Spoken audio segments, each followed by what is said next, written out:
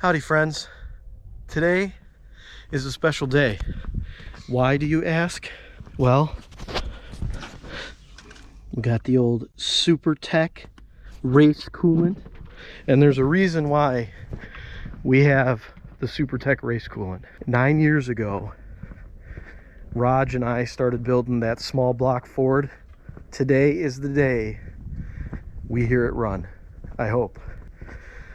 So we're doing the final checks to make sure that this thing's ready to rip, priming it.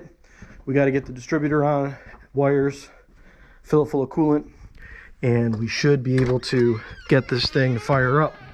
So we got my cousin Bobby's back. Say hi to the internet, Bobby. Well, hello.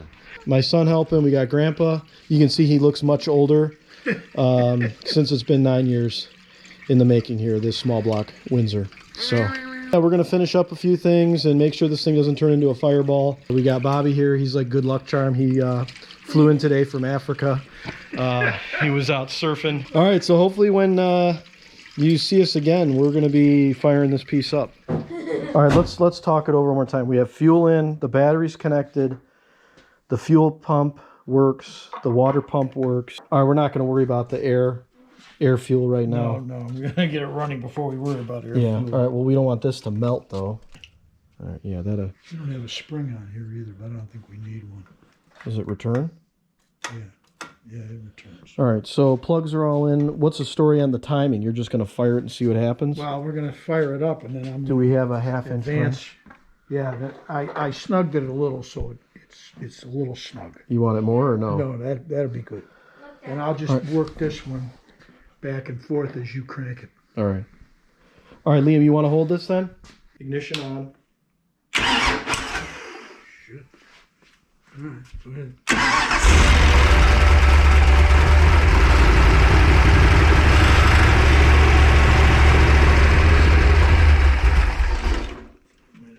Advance a little bit.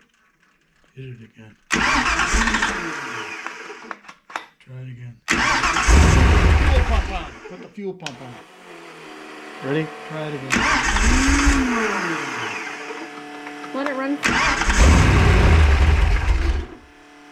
Something smells. Try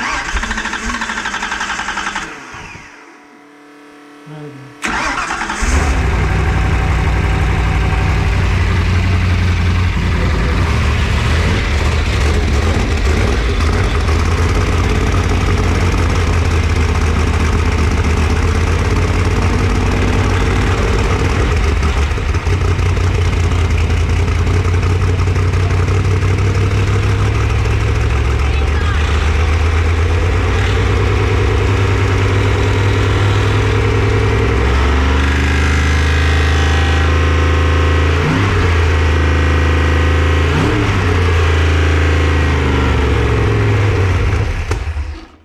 Charted it to stop it. Yeah. Something. There was gas coming out here. I saw a little leak in the can. Why wasn't it shutting off? I can't figure that one out. Was the tach working? You notice? I didn't notice. I think it was. Yes. Well, that's this one right here. Am I right? Or no? No, you're not right. This one here. This one? No, hold on. This one. Yeah, that's it. Where's that going? I got to get some 20 amp heavy duty switches. Yeah, it's probably burned the switch up. I think I might have one. All right. This. Let me look downstairs. Ciao, Liam. The story on this blue one here. What's that going to? That's going to this bus bar. The blue? Yeah, it's going to this. Oh, and I got it soldered and I got it going somewhere else. Hot. Hot.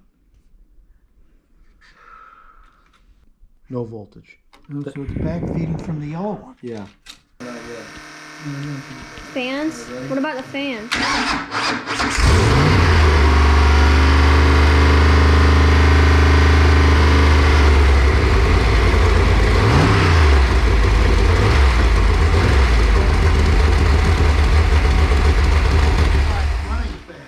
Secondaries are dripping. Look at that fuel spilling What's the out. story with this carburetor? There's a bunch of holes right there. Gotta be. I don't want the thing to turn into It's a gotta be fireball. There's a bunch.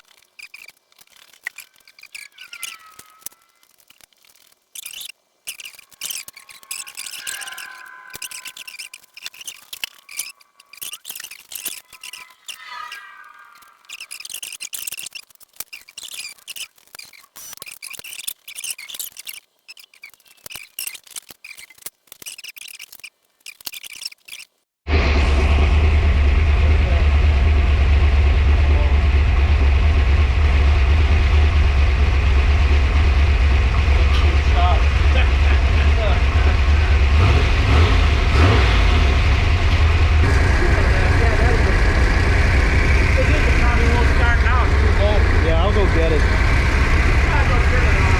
Turn it off?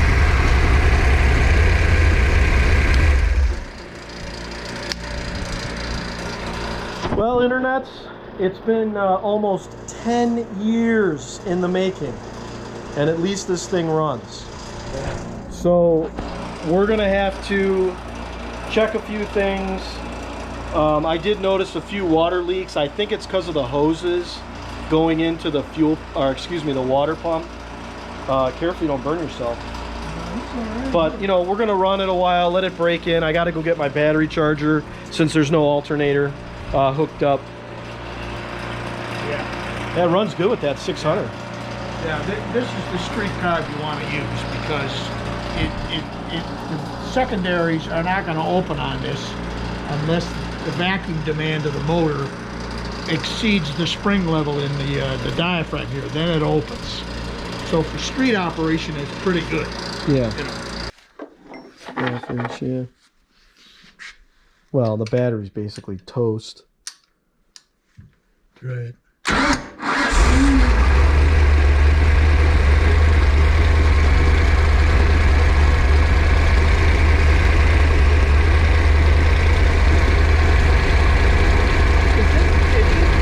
Got marks on it? Yeah. We'll flash it there. Yeah, that's the problem.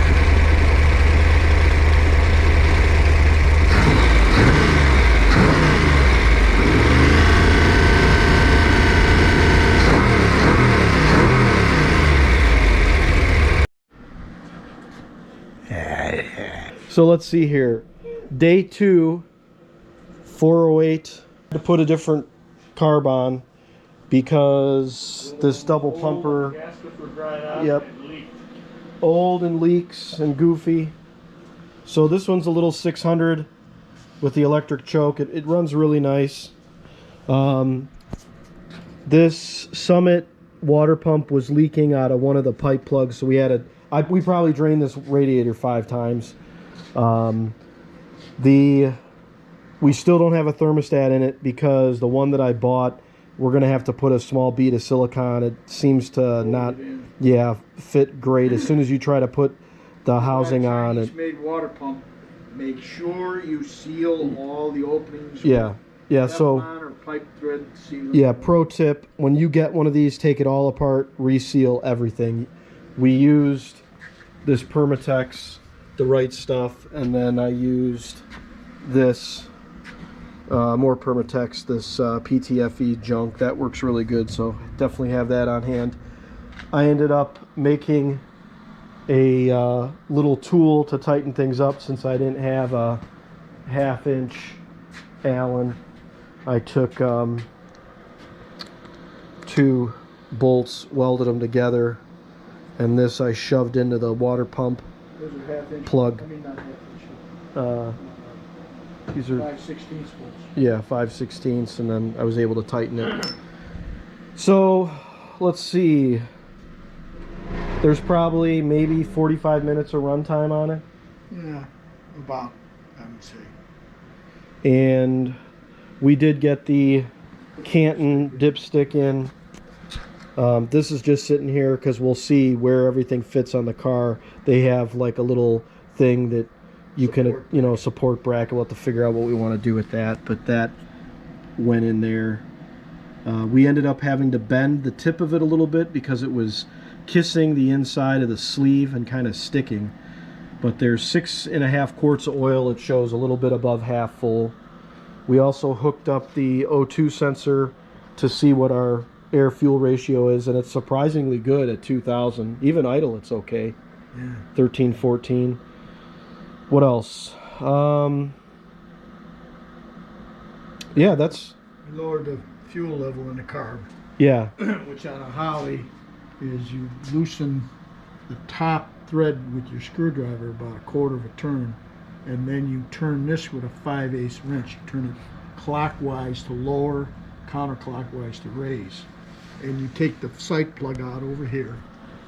There's one on each bowl, and you want it just to drip over the edge here, It's probably a good idea to do it when the thing is not running. Turn the fuel pump on so it's full, we took them out and it was running out. Yeah. So we lowered it.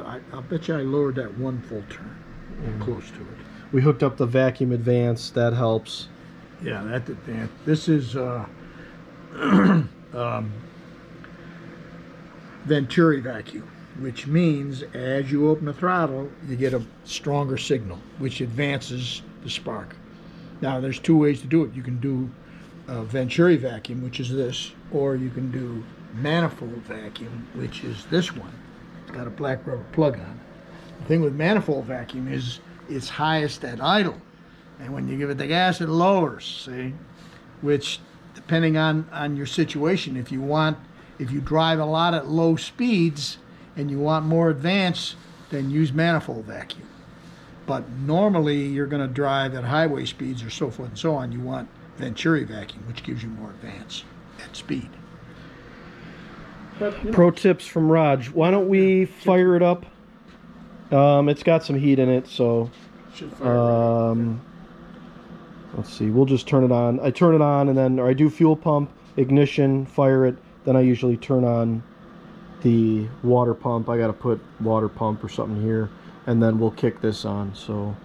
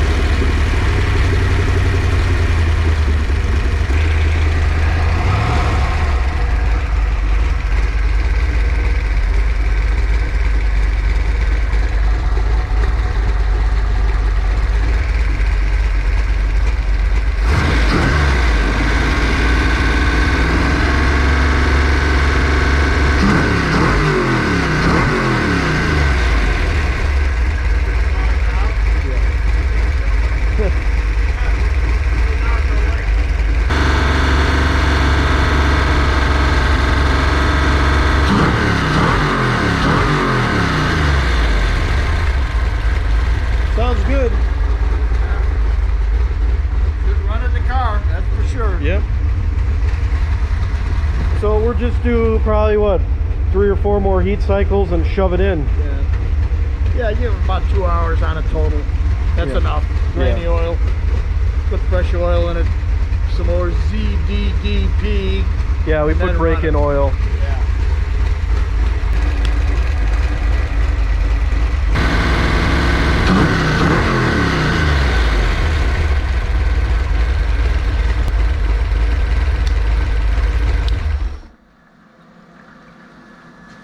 So we'll leave the water pump circulating water. That's the nice part about electric. Yeah. You know, it keeps cooling. Moving the water, I'll get that heat out of there.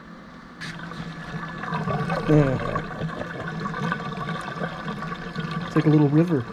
Yeah.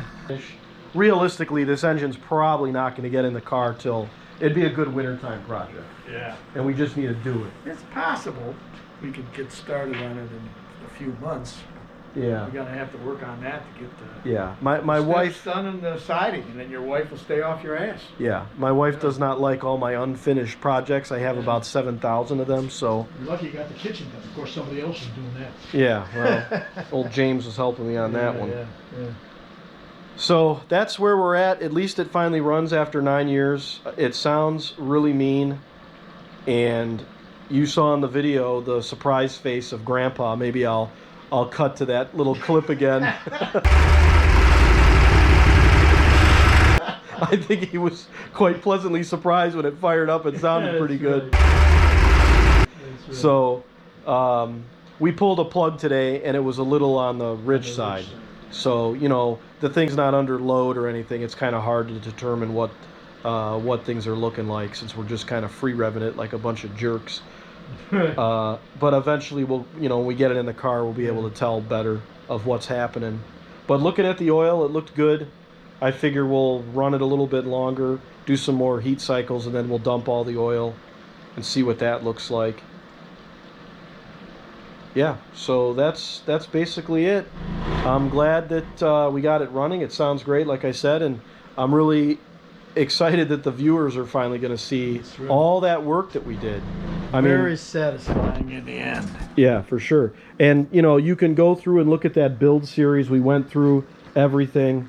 You saw the oil pressure was nice. It was right at 60 pounds. So, yeah, all those little tricks that Raj knows, you know, built a really nice engine. So, but yeah, thanks for hanging out with us. And if you have any questions for my dad or whatever, if you're doing a build or something, you ask him some questions, just comment down below and I'll read it to him and he'll answer for you. So, you know, next step is just going to be getting it in that Mustang. So who knows when the hell that's going to be. But, you know, if you enjoy this stuff, just subscribe. Hit that like button, too. That helps with the stupid YouTube algorithm. Maybe I'll make more than $4 on this video. So, all right, have a great Easter weekend or whatever you're doing, and we'll talk to you guys later. Bye.